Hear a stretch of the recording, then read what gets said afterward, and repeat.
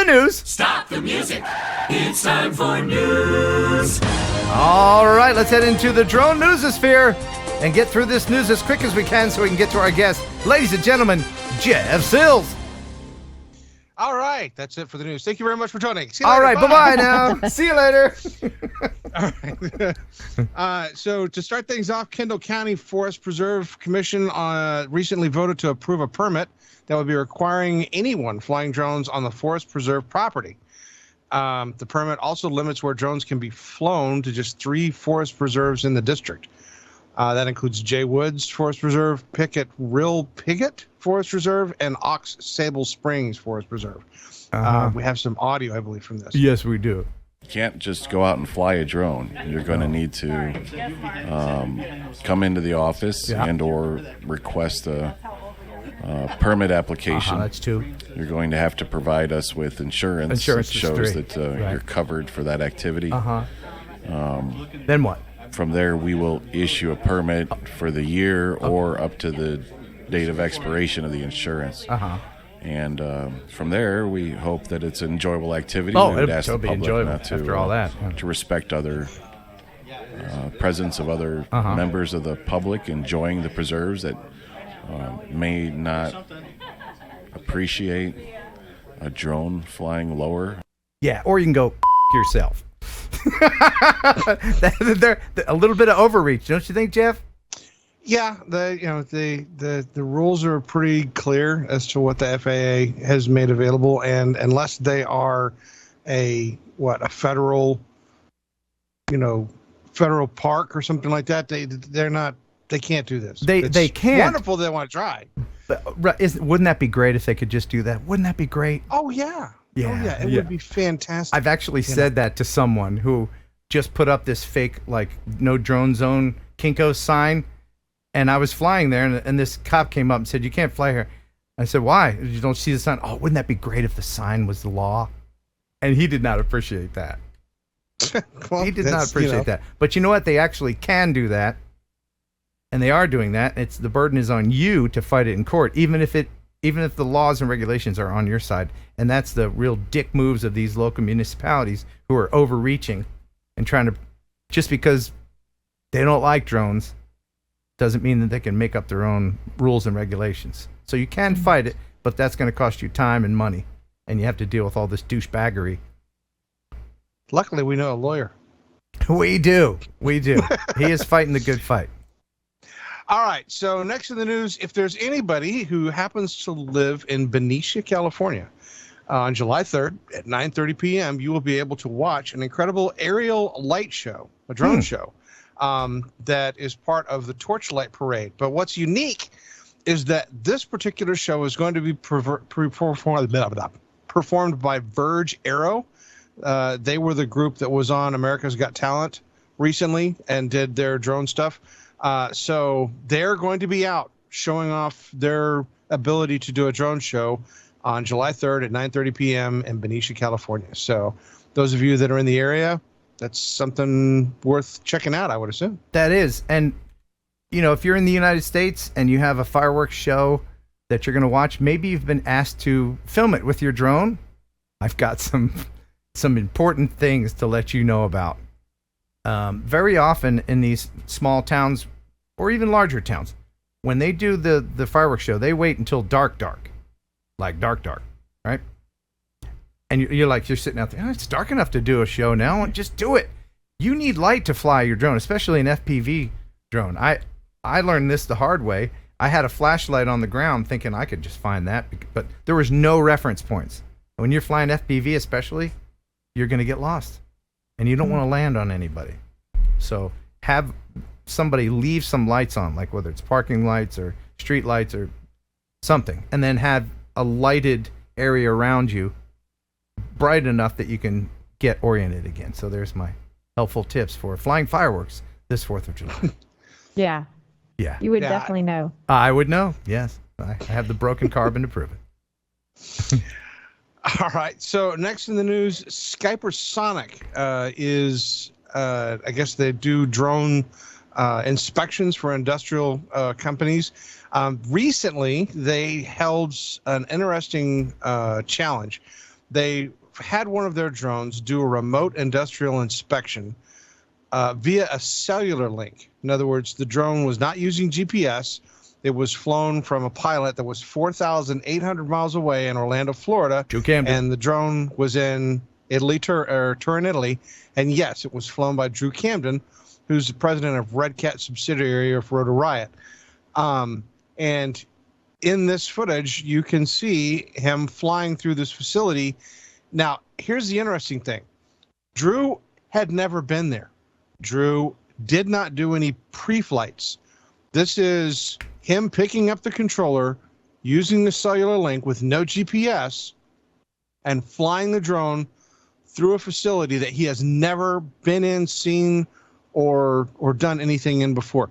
That's cool. This is truly an impressive feat for not only the technology, right?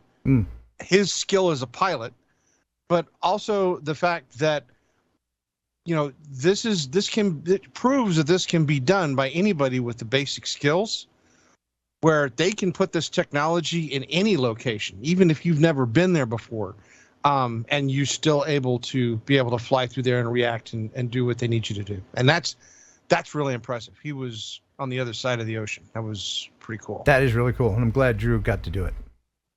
Yeah, I was very, very pleased to see that Drew was the pilot. All right, so recently there was an Amtrak train that crashed. It was traveling 87 miles an hour. The NTSB is currently inspecting the site. This is some drone footage that was taken by one of the local news agencies. The train was actually derailed when it struck a dump truck. So, and the train had seen the truck almost a fourth of the mile from the intersection. But because it was traveling so fast, there was really nothing it could do other than just collide with it. But it unfortunately derailed the train. There were some deaths, and there were quite a few people that were injured. There will be a lot of investigation on this. But once again, the drone imagery gives you sort of an idea of the scale. I was rather surprised to see that the motors or the engines were still up, but the rest of the train was down. So kind of strange. Yeah. All right. So next in the news, we have Wilbur Ellis. They are a company, part of Guardian Agriculture, is partnered with William Ellis to roll out what it calls its first fully autonomous crop protection aircraft system. So this take a look at this. Guardian Agriculture just partnered with Wilbur Ellis to roll out what it calls the first fully autonomous crop protection aircraft system. The company says its electronic drone can carry hundreds of pounds with its 4 6-foot propellers stretched across the 15-foot wide machine. It's capable of spraying 40 acres per hour. Now, Guardian says the regulatory approval process is underway. It expects these drones to be available for growers starting in 2023. That is so cool. 6-foot props. Oh yeah. I mean, good Lord. When I heard him say that in the video, I was like, holy crap. Yeah, I don't think a crow flying into it could bring it down. The crow would just be... That is a machine right there. So I look forward to seeing more videos for that in the future. For those of you that don't have drones, but really wish that you had the ability to capture the incredible action photography, a videographer by the name of Stephen Donovan developed a unique way of capturing aerial stunts. It's called the F-Pole V. I'm not kidding. All right. It is an exceptionally large pole. Yeah. Now I'm gonna show you this pole. I'm sorry. So it's pretty basic, but he's it's not the size of the pole really. It's how you use it. It's what I've been told. It's 24 feet. It's a big pole. Now I will tell you, this is vertical video, and Danielle, you know me. I get triggered by vertical video and TikTok stuff. So yes. I did pledge on this channel, on this stream, that I'll never play vertical video. So I did fix it for you, so it may look a little weird, but I just won't play vertical video on this stream. So, but enjoy this pole. There's the pole. That's a big ass pole. Look at him with his pole. Yep. So that's what he. Pole. Yeah, right. It's an impressive pole. So there it is. That's what he It's giant. It's a giant, right? Daniel. Whoa. I mean, Round two. You want to get out of that pole's way. That's got some girth on it. Oh my God. Yeah, there's two of us, Jeff. Yeah. I'm sitting here. Thank you very much. Okay. So in any case, he has invented this. Some of the video footage. He didn't invent a pole. Come on. He invented the use of this device. We've had pole technology for quite some time now. Anyway, he's got a Kickstarter started up. And is going to be selling this to people that want to be able to take footage without actually needing a drone. What a kickstart. A Kickstarter? I mean, a kickstand. It kind of looks like a giant kickstand, too. Right. But, I mean, pole. How innovative. It's like the selfie stick. Right. It's a turbo selfie stick, right? Am I wrong about this? I mean, is there something unique about the pole? When you saw in the video, when he would cast it out, it's like a fishing pole. It will telescope out, and then it'll come back. So it comes back. Yeah. It's a boomerang pole. It's like a boomer pole. If you want. It didn't come back. Fly fishing rod. It didn't come back. He's fly fishing skiers. All right. I'm missing something. If I have missed something, I apologize. Pole made for great news. It did, really did. Back to you in the newsroom. That's all that matters. Yeah, you're right. Poles. Yep. All right. So out of Benton County, Minnesota, the police officials are investigating a drone which dropped a bag of candy near some children on Monday. According to the Benton County Sheriff's Office, around 6 p.m., deputies responded to a call about some suspicious activity at a King's Inn property. A woman was out fishing with her 5 children on the shore when a drone flew up, hovered around them, then flew away. A short while later, it came back and dropped candy near the children. Witnesses in the area saw a black SUV parked in the northern area of the property, which then quickly took off. According to the KSTP, I guess is the news agency that did this. Deputies said that they have identified a person of interest and that the incident was ill-conceived effort to obtain footage to use on their social media platform rather than attempt to engage in criminal activity. Okay. So this was probably somebody doing a YouTube video showing off, hey, I can give candy to kids with a drone. Okay. And it was supposed to be a feel-good thing that probably wasn't. Right. In today's climate, the optics on that's not so good. Unfortunately, people go right to the dark, it is candy. In a different world, it's a nice gesture, but unfortunately with today's thing, it's not. And whatever happened to the good old-fashioned windowless van that the creepers would have, right? Come on. Those are still creepy. Are they? Yeah, all right. You open up, you slide the door open, there's like plush carpet. I find creepy now? What? That I used to not find creepy for some reason is the ice cream truck that comes to the neighborhood. Yeah. With that sound. Oh, yeah. I don't know. You probably have that. Do you have that sound? You're trying to find it. I do. Yeah, I do. Let's go to the creepy ice cream man. I still salivate though when I hear as an adult. I want ice cream. Somehow. Do you have an ice cream man? My knee-jerk reaction is we have one that comes to our neighborhood, and my knee-jerk reaction every single time I hear the music is to quickly look around to see if I have any change laying around.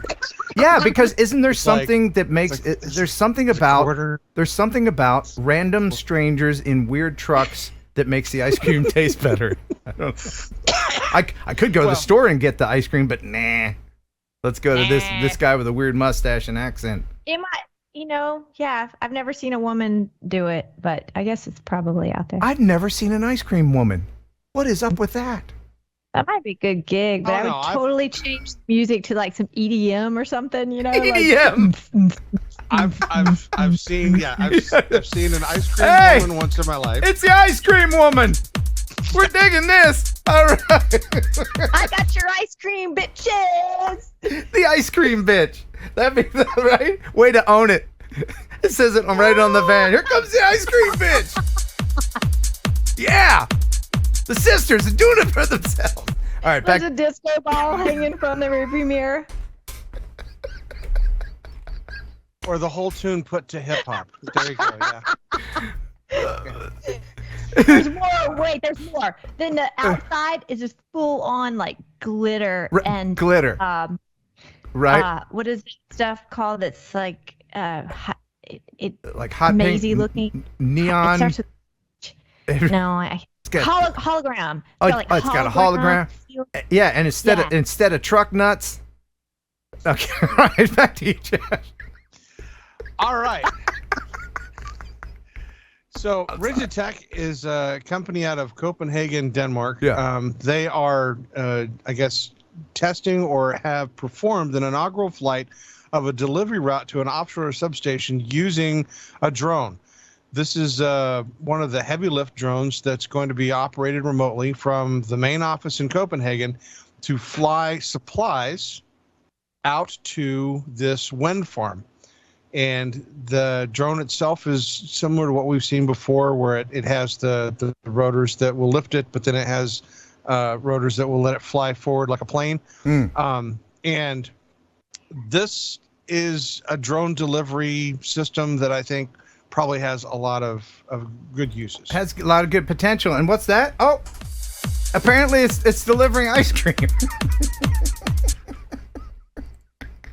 Wow, that's just going to be for the rest of the show. I love that. Yeah. I hope the Lithuanian gets it. But God, Totally will. EDM is completely. Yeah, that's totally Europe. Yeah, Eastern Europe. That's all they listen to. Go ahead, Jeff. All right. What do you got? So next in the news, we have a follow-up.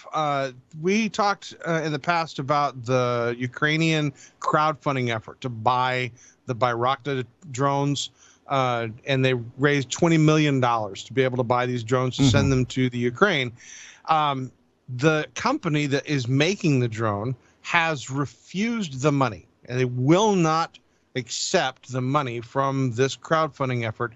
Instead, they're going to donate the aircraft to the Ukrainians and not take any of the money. Oh, that's fantastic. That is fantastic to hear. Good for them. That was an interesting follow-up for that one. I didn't see that one coming. Yeah, no, that was good. All right, and last but not least, while conducting an aerial reconnaissance and correcting artillery fire, a Ukrainian observation drone recorded itself being shot down by a Russian air defense system. Oh.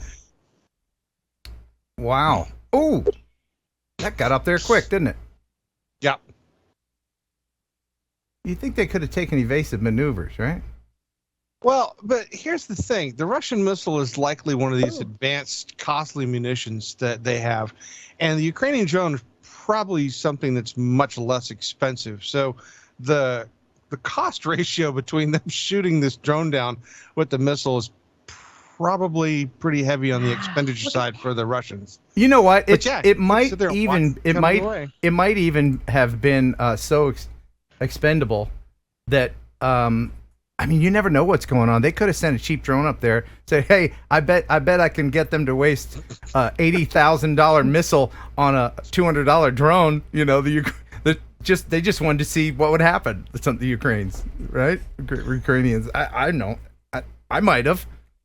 Let's see if we can draw them out, right? Yeah, so we can draw them out. That was pretty incredible footage. All right. Well, Jeff, thank you so much for the wonderful news, as always. You are most welcome, sir. You're the best. Thanks for stopping by. Now get out. We should probably mention RemotePilot101.com. Isn't it a great place? Great place. It is a great place. Tell us about your place, Jason. So, Remote Pilot 101, no one has prepared more Part 107 pilots than us. And you'll be pleased, those of you who are current customers now, You're going to be experiencing version 3 and a brand new learning management system in about 2 weeks. So the best just keeps on getting better. RemotePilot101.com. Use promo code Heron18, which, by the way, Ken, I can't brag on you enough. When we search promo codes, you know me, I'm all about our marketing and everything else. Heron18 is the most used promo code. Your people listen to you, Ken. Yay! Thank you, people. I appreciate that. And you've been very busy updating the lessons too, because there's not every video has gotten a facelift. There's 76 videos in there. Every single one has gotten a facelift. The course has gone from 9 hours to almost 12 hours now. There's just so much new content. We're always trying to innovate, push new content. Now with all the recurrent tests changing so much, we're like, wow, we just launched our new course. We need to fix it now. So we're back to that. I was just reviewing some of the stuff our writers sent over earlier for some of the content, and there's some more great stuff coming out here soon as well. And you take actual questions that test takers give you and kind of incorporate those in the quizzes too, right? So they're actual FAA questions. We have a ton of data on that, no doubt. So yeah, and I always share, you know this, Ken, I call them the boot camps at the end, where I share, this is a question you're going to see on your knowledge test. Let's not memorize it. Let's understand the why behind it. But just to prepare them for the knowledge test. You know this though, Ken, I want you to be safe in the real world. My mission isn't just to pass a test. I want you safe when you're out there flying FPV, whatever it is, so you can be a light and be a mentor to everybody else that's out there wondering about what this new drone space is. Even though it's not that new, but to many it is so new. We have to be ambassadors to that. You're a shining star, Jason. A shining star. Awesome.